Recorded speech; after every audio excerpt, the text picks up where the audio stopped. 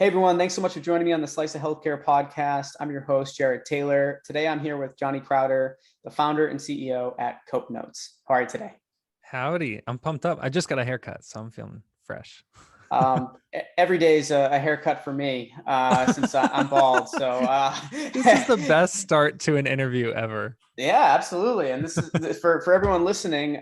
We're both in the Tampa area, so this is it's always nice to talk with local entrepreneurs. I feel like that's going to be a more common thing. It seems like this ecosystem is continuing to really branch out, especially in the healthcare space. Mm. Look forward to having more of these conversations. But super excited to have you on today. I'd love if we kick things off. You could tell the audience a little bit about your background, and then we'll dive into Cope Notes.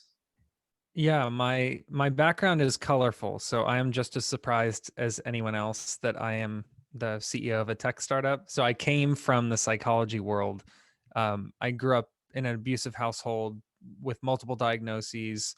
I'm a suicide survivor, so I've definitely been like in and out of treatment for years. And I went to school for psych because I needed to understand what the heck was going on inside of my brain. But I never really had a bend towards tech. I just had a bend towards efficiency. So I got involved with NAMI, the National Alliance on Mental Illness, in 2011, started doing peer support and public advocacy. But I was frustrated with how inefficient peer support was. Like I had to travel to places and be in person. I was just like, how can we scale this?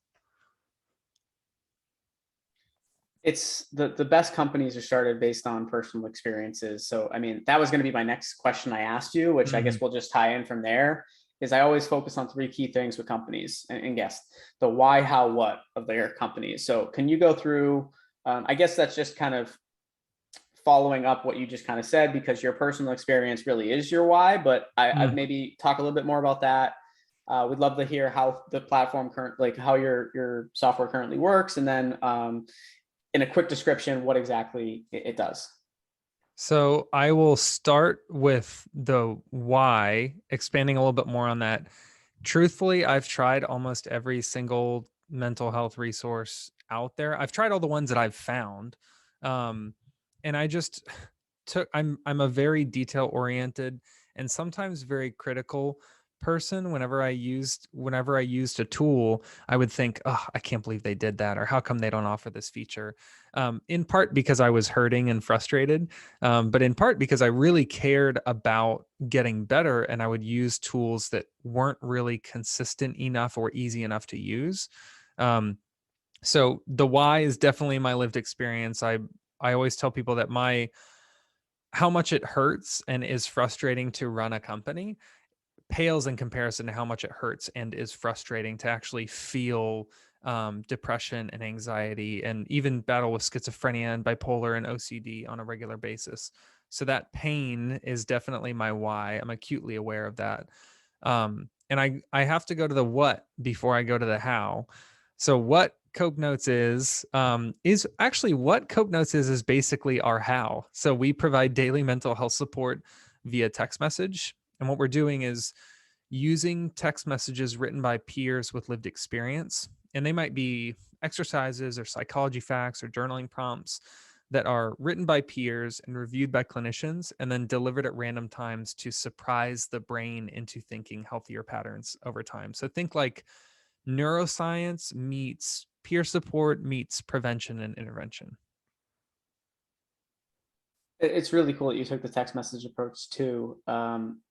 But I remember at one point I signed up for this thing that was just like motivational quotes where you'd get like a text message every day. I think I signed up for like which was cool. I don't know why I stopped getting them. I don't think I ever opted out of it, but it was like, and then there was also an app, but the text message was definitely more helpful than the app, because like, am I going to go download an app just to receive like a positive thing versus, text messages, by the way, the way to reach anyone now. Emails horrible, Mhm. newsletters don't work as much as they used to. It's the only way where you can actively get in front of someone. I also like podcasts, right? Because podcasts are Yeah. also on their phone already. But yeah, so what I want to go through is quickly why SMS over an app, and then there's a couple other things you and I wanted to go through today, but let's start with that. Well, I can't take full credit for deciding that SMS was the way to go over apps. Originally, when I was workshopping this idea, I met with a bunch of different people. I've been volunteering in the mental health space for like a decade. So I met, fortunately, a lot of really intelligent people who have built amazing tools. And I went around workshopping my original idea for Cope Notes, which was actually called Not a Therapist, was the beta version. I ran that for about a year. And I was telling him I want to do a digital peer support tool, and this is what I'm thinking. And the health equity component started coming up a lot. This idea that, of course, like you mentioned, text is just a way more effective way of communicating with people. Like it even says in our brochure, it's not just teens who prefer texting. 97% of American adults prefer texting to any other communication medium. So right there, you have preference across demographic.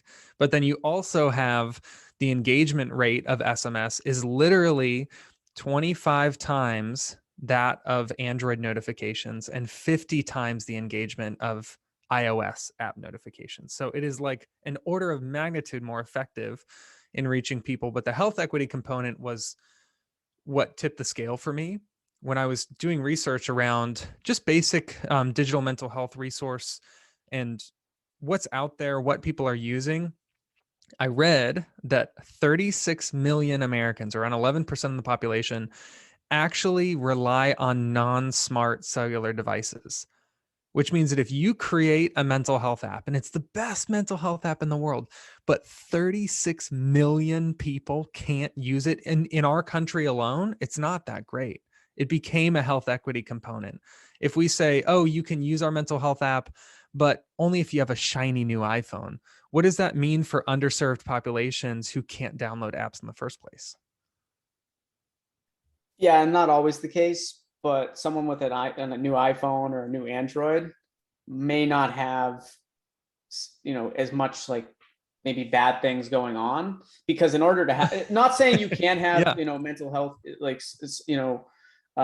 either, some sort of issue, or just like you're not feeling great. If you have a new iPhone, like all your problems are gone. But in many cases, right, if you're able to afford that, maybe you could have less problems than someone who can't even, like, can't have one of those today, because it almost seems like an iPhone or an Android is like a rite of passage today. So if someone doesn't have that, they might be going through some other stuff of their own. So you're able to reach them now, especially when you talk about these companies and having global capabilities. I'm sure that even gets a lot. Now you're not just millions of people. You might be even approaching. I don't know what the exact stat is, so I'm not going to speak on it. But I'm sure you maybe know better than I do. Um, there's a lot of people that don't have smartphones in other parts of the world that just Two and have a a. half, 2.5 billion people rely on non-smart cellular devices. So it's a third of the world's population that are quote competitors. I don't like that word, but other digital behavioral health providers in our space can't serve them and we can. So we have users in 94 countries around the world right now that are Wow. all using SMS. Congratulations. Yeah, that's and I think obviously it's a testament to what you built, but also that approach of SMS over an app has clearly Mhm. worked out for you and will continue to work. And I think what's cool too is, um, I think it's a lot harder to go from, like, you took a strategy where you can really build out like some good workflows.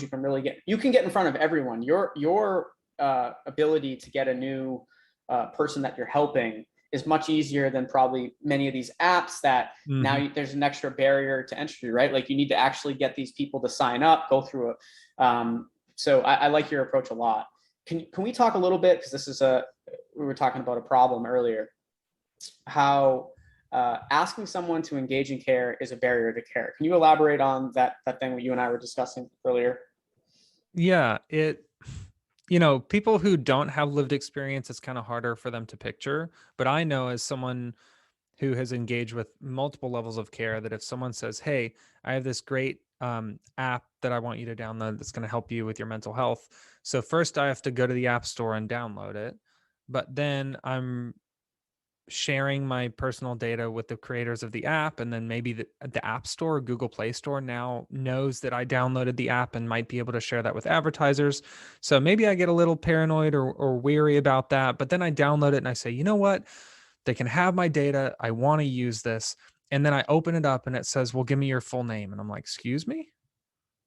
I have to get, okay. So maybe I just type in my first name because I want to put my last name. I'll just put Johnny. And then it says, give me your age, ethnicity. And I'm like, oh, geez, this is already more information than I was really trying to give. And then you get to another page and it says, oh, here's a questionnaire where you can tell us about everything in your life that's going kind of sideways and things you need help with. And then I've done this before. I'm telling the truth. I have taken an app off my phone once it asked me for more information after that because I was so overwhelmed. People don't understand how much effort it takes to choose to engage in care in the first place. And the way I describe it to people who aren't living with lived experience is this: imagine you have a broken ankle. That's painful. You're in a lot of pain. Maybe your mental faculties are, you're thinking so much about the pain that you're not thinking super clearly. You're really frustrated, you're hurt, and someone walks up to you and says, hey, there is an amazing hospital that can heal that for you. You'll be right as rain. You say, where is it? And they say, it's just at the top of Mount Everest. If you can hike your way up there, they'll help you. And the problem is our entire mental health care system is built on that. We say to friends, if you're struggling, reach out. What? If when I'm in the middle of my struggle, the onus is on me to muster up the ability to reach out to somebody. The hurt is what makes it hard to reach out. So I'm such a fan of prevention and intervention and being proactive. Like Cope Notes texts people. It's not like if they don't text us back for a day, we go, you know what? Well, they didn't text us. We're not going to text them, or they didn't make the conscious decision to engage. We have to be there every day for people because when times get tough, you don't often wake up thinking, what can I do to help myself today? Sometimes it just hurts. What I like too about that approach is, I don't know if you're a fan of Simon Sinek, I Mm, always mess his last name up, but he talks about what some people will do, right? Because getting a message from someone, it's like getting something from like Amazon, or when it makes you feel good. It makes you feel like someone's checking in on you, like mhm. um, even if it's nice to have that. So what will some people do, right? They'll send a message and say, hey, and they'll send it out to 10 people hoping that they get a message back, even though they ended up doing it. And that's a horrible approach. You're taking the approach of, like you just said, people don't want to reach out. We'll reach out to them. They'll get that feeling of like Mhm. someone cares enough to touch base. And Oh that's how yeah. that interaction starts. So yeah, that's a great approach. Especially that it's not a chat bot. Like all of our messages are written by real humans. And I think if you got a message from a chat bot, you'd be like, well, a real person didn't even write this. But these are messages written by peers, like people who understand, and that just hits different. Yeah, because sometimes chatbots too will mess things up. Like, how are you today? Like, not good. That's great. Like that Yeah. wouldn't make any sense, right? For a human to say. And I've had chatbots that say that stuff to me Mhm. all the time. Now I know that you can put different layers of complexity on top of it, where it's more intuitive and it trains itself over time. But I like that you have the human touch. As we wrap up here, Johnny, I'd love to hear kind of through your lens, what's next for the company? We're really doing a lot more work with larger groups and organizations because when CopeNotes started out, it was all B2C, like individual people signing themselves up and maybe buying like a gift subscription for a friend or family member or something. But now, what we've focused on over the last year or two and what we're going to continue building into is more integrations into like benefits programs and EAPs and healthcare systems and payers and insurance organizations. We're doing a lot more government work right now. So we're working with agencies and then county and city governments and soon some state governments.